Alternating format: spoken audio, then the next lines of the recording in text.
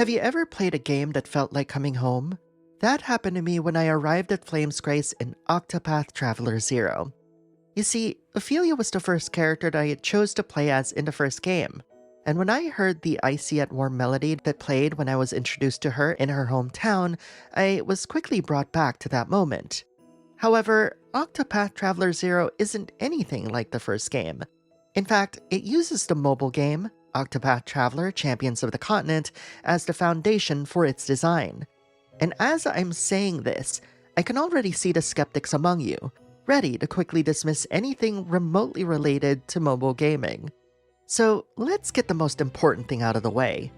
Taking out the gacha monetization was the easy part. But given that it was a core part of the experience, many questions soon surfaced. Questions like, do we preserve the mobile game's structure or redesign things from the ground up?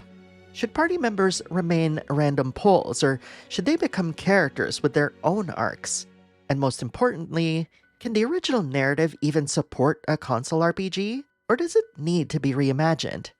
Octopath Traveler 0 is the answer to those questions and more. It rebuilds the mobile RPG into something that feels made for console, with a renewed sense of purpose. The surprise is that it lets you rediscover the world of Orsterra from a new angle, and in doing so, reminds you why the first Octopath Traveler felt so revolutionary for its time. Octopath Traveler 0 puts you in the role of a protagonist of your own design, which is a first in a series. Your hometown of Wishvale has been razed to the ground by 3 influential and power-hungry villains, each possessing rings with godlike powers. As the ring-bearer chosen, you are tasked with sealing away the rings once and for all. But revenge isn't your only imperative, as you'll be restoring Wishvale to its once proud state, while recruiting villagers and allies who'll aid you in your journey. Octopath Traveler 0 was developed by Doki Doki Grooveworks, who also worked on the mobile game Octopath Traveler Champions of the Continent. They're working in conjunction with the series developers at Acquire and Team Asano, who are producing the game at Square Enix. The game will be available on all major platforms at its launch on December 4th. In order to better appreciate the scope of Zero's changes and how it affects its quality, we're going to look at the game from 2 perspectives. 1. How much of Octopath Traveler 0 was changed from the mobile game? And 2. Where it stands in quality in relation to the other games in the series, the mobile game included. More specifically, we're going to be looking at the Switch 2 version of the game. Shout out to Square Enix for providing me with a super early copy, because this is a long game. While making Octopath Traveler Champions of the Continent, Team Asano knew that it couldn't just copy and paste the first game and insert a new monetization model. Instead, the team went to great lengths to capture the spirit of the series, creating involving stories, deep progression systems, and a toy chest full of pre-made characters to populate its gacha. But that's not all. Mobile games demand that its gameplay and story be quickly digestible. The gameplay to story ratio in mobile games has to favor succinct storytelling to get players back to playing quickly. This is immediately apparent when we take a look at how the mobile game in Zero starts.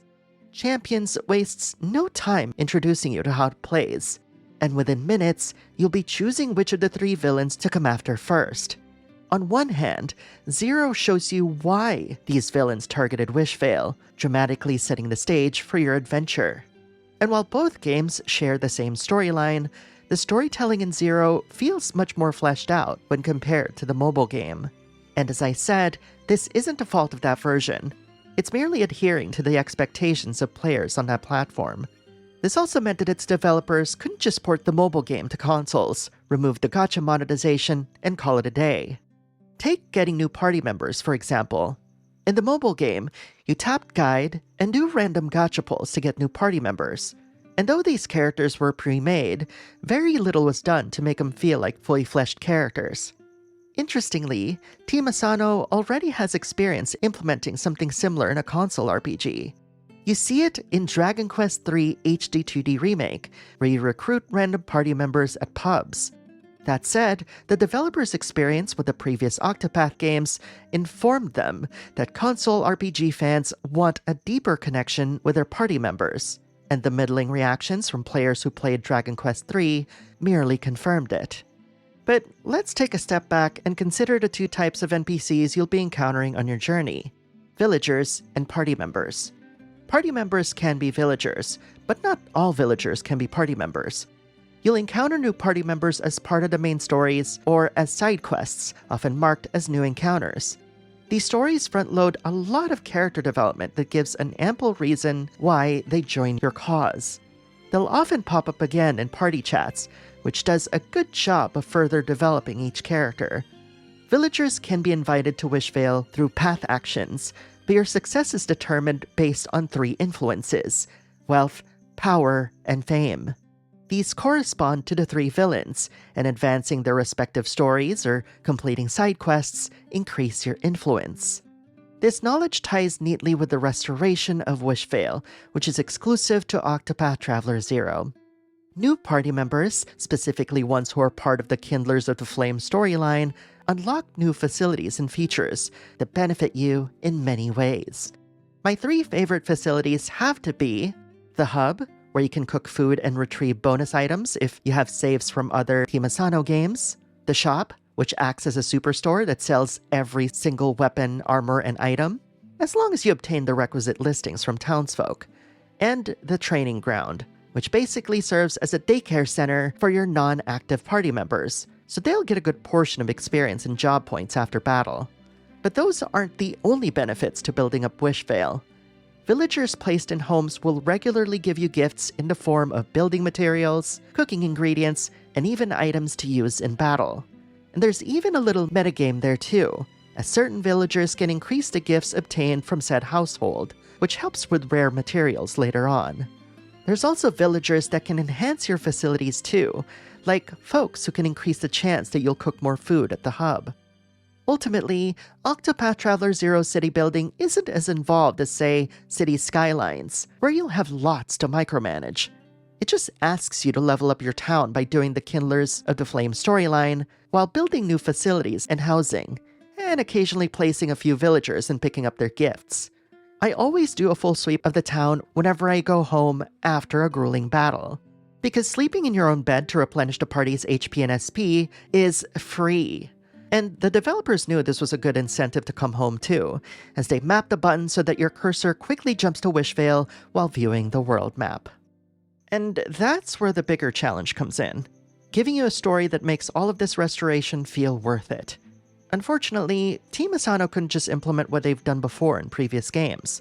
The previous console games were anthologies, featuring 8 stories focusing on the journeys of each character. The biggest problem was that it felt unbelievable that 8 individuals with different motivations would ever want to travel together. Octopath Traveler 2 solved this by writing more involved party chats and pairing 2 characters together in their own quest lines. But with Octopath Traveler 0 featuring more than 30 playable characters, writing 30+ multi-chaptered quest lines would have been an unreasonable task. That said, every single party member has a short quest line that you'll have to complete in order to recruit them. These aren't remotely as lengthy as the character stories in the previous games, but they're all well written and entertaining. These quests deliver an engaging backstory that introduces the characters in unique ways. They even smartly incorporate their job in these stories. And after finishing these quests, they'll join your party in your town as one of its villagers. But the developers didn't stop there. They also implemented a new main story, exclusive to Octopath Traveler 0, that features Wishvale at its core. The story does a lot of heavy lifting to make every facet of the game work and feel connected. It not only provides you with a motivation to go after the game's villains, but it also gives you the push to restore the town. This also gives you more incentive to use path actions, as you'll want to seek out the best villagers to make your restorations easier. What's more is that the storyline aligns everyone's goals and motivations in the same direction, just like in classic JRPGs, which solves the biggest issue that the first game didn't address. However, this would only solve the problem for a portion of the cast, as the original 8 characters from the first Octopath Traveler are also recruitable. And as its name implies, Octopath Traveler 0 serves as its prequel.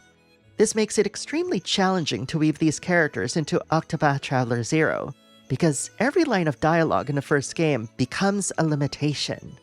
The team had to ensure that the original 8 fit naturally into the prequel without disrupting their future journeys. But perhaps the most interesting thing about the original 8's inclusion is that it gives a reasonable explanation as to why they'd be willing to help each other in the first place, because they'd already traveled together before, sharing a common goal. It's actually a smart way of retroactively addressing the first game's party chemistry issues, making that game feel like an extension of the original cast's journeys in Zero. Beyond its restoration narrative, the stories surrounding its villains are just as engaging as any of the character stories in the previous 2 games. These stories not only introduce you to new characters who will join your plot to defeat these villains, but also show glimpses of who these villains were in the past. What's more is that the writing for these chapters have been largely left intact from the mobile game. But if I really sit down to think about what makes the series' stories unique, is their ability to deliver a variety of experiences. One minute, you'll be teaming up with gangsters to take down a powerful matriarch making riches off of everyone's addiction. And the next, you'll be saving the entire continent from a tyrannical ruler. All of these can be found in one game. It's through these storylines that Octopath Traveler 0 continues the legacy of the previous game's anthologies. And thankfully, if a story gets too intense for you, you can always choose to do something else. The restoration and villain quest lines exist as main stories that you can take on in any order you wish. Side quests and new encounters live alongside these narratives, and they'll conveniently pop up in the quests menu whenever new ones unlock. Octopath Traveler 0's dialogue is mostly succinct thanks to its mobile game roots, but still conveys every character's intentions and personality clearly. And for a game as dense as this one, that's a bit of a relief. The game implements voice acting in its most important scenes, and the actors do a great job making these moments feel heightened as a result. Unfortunately, your character stays silent during these moments, though the design intent seems to be that every time you see an ellipsis from your character, you're supposed to imagine what they're saying in lieu of that, as the only time you'll hear their voice is during combat. That said, I was a bit curious about Hannet, given that her tribe in the first game was infamous for their blend of Old and Middle English speech. I recalled having to reread a lot of her lines of dialogue just to make sure I didn't misinterpret them. Thankfully, their dialogue in Zero cut down the use of Old and Middle English isms, making it easier to understand quickly while still honoring much of their established dialect. I honestly can't imagine taking in the full scope of Hannet's original speech while autoplay is turned on. So this is a welcome, purposeful change that only a few people will notice. But because the setting is practically the same as in the first Octopath Traveler, I'll admit that I was a little worried how Zero would look and sound after playing Octopath Traveler 2. Much of the first game's soundtrack still serves as ambience for the towns and locales you'll explore, which is a good thing. I've mentioned earlier how Flamesgrace's theme hit me with nostalgia, but removed from when I originally heard these songs, I was still surprised how these compositions set the mood and feel of every moment. And the fact that I remembered certain songs, even after playing through the first game only once, tells me a lot about their long-lasting impact on my experience. There hasn't been a lot of conversations about great composers of this new JRPG renaissance, but I think it's safe to say that Yasunori Nishiki is one of the preeminent composers of our time, right up there with the likes of Square Enix contemporaries like Masayoshi Soken, and legends like Nobuo Uematsu and Yoko Shimomura. However, the biggest surprise had to be comparing Octopath Traveler 0's look with that of the original, and what I found shocked me. Curiously, I popped in Octopath Traveler 1 just to see how the town of Rippletide looked when compared to 0. And as you can see, Octopath Traveler 1's Rippletide is very bloomy, and feels a little sparse for a port town. Also, and this is something that really surprised me, every time you wanted to go buy something from the store or sleep at an inn, you didn't actually go inside the buildings themselves. You interacted with the door and conducted your business there. which I totally forgot and just feels a bit silly now in hindsight. By contrast, Zero's developers went back in to add more detail to the original area's maps, adding in actual interiors, new water effects, cloud shadows from Octopath Traveler 2, and enhanced lighting and shadow effects to create better atmosphere and optimize performance. Though I should point out that the textures aren't up to the level of Octopath Traveler 2, which is understandable, given that its look ties directly to the first game. But as I found myself drawn deeper into its world, any thoughts about Zero's visuals faded into the background, thanks to everything working so harmoniously together. If anything, the changes to the locations tricked me into thinking that these areas always looked exactly the same as they did before.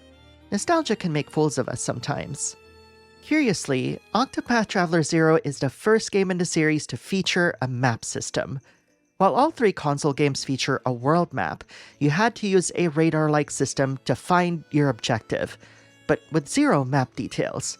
Octopath Traveler 0 not only has a detailed minimap, but you can also pull up a full map of what you've uncovered. Both are game changers in their own right. However, I should point out for sticklers of game performance that I did notice some small hitching while the game loads sections of an area, and I can confirm anecdotally that this happens on PC as well. This is immediately apparent when you start walking around a bustling town, like Emberglow, or when you're about to walk into an area with lots of detail and NPCs. With regards to its frame rate, the Switch 2 version runs at 60 frames per second docked and in portable mode. But in parts of the game where it's got either dust storms or blizzards, the game can drop slightly below that, but never to 30 FPS or below.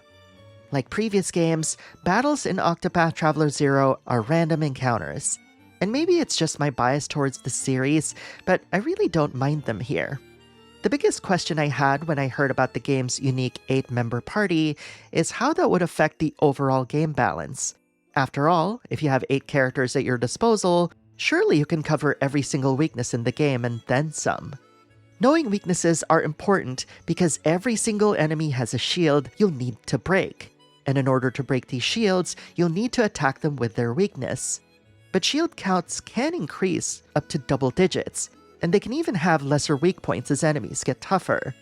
This is where you'll need to use boost points to either add additional physical hits or increase spell potency.